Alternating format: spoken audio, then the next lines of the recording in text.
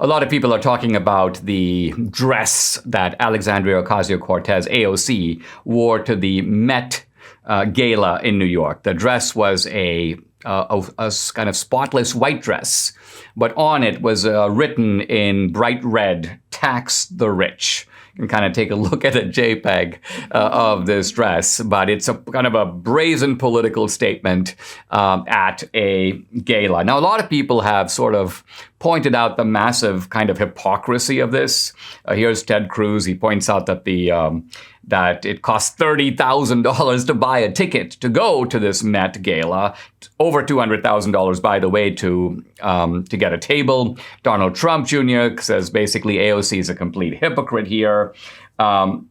And AOC is pushing back and saying, in effect, well, listen, I'm just trying to, have a conversation about issues that are important. And she says, stop policing my body. She's the one, by the way, who stuck this big message on her body. But now she wants her body to be off limits, so to speak.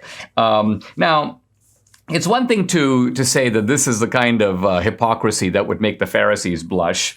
It's also, I think, worth pointing out that this tax the rich, well, we do tax the rich. By and large, people who make under $50,000 in this country pay virtually no income taxes. The rich, the top 1%, by the way, pays 40% of all the income taxes. The top 10% pays 71%. The top 10% pays, in fact, the lion's share of all the income tax revenue collected by the government. So when people keep talking about the rich aren't paying their fair share, they never bother to say, well, what is that fair share? And on what basis is it computed? Who decides what's fair and what standard is being used to assess fairness? I want to make an observation that, two observations really, that have gone, I think, that have been missed here.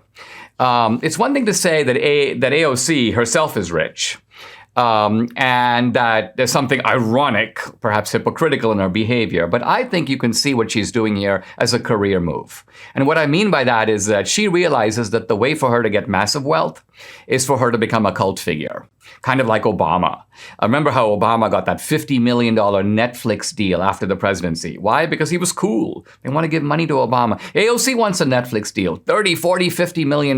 That will catapult her from basically a bartender pouring drinks into the stratosphere. That will enable her to have not one or two, but 5 or 6 homes, domestic staff, fantastic luxury. So look at the way that these people trade on anti-capitalist rhetoric in order to make a whole bunch of money. And she's not alone. Michael Moore's done the same thing. Al Gore's done the same thing. These are people who essentially use, you may say, leftist politics as a form of social and financial advancement. And there's another point that I think, when you look at the dress aesthetically, just pay attention to it.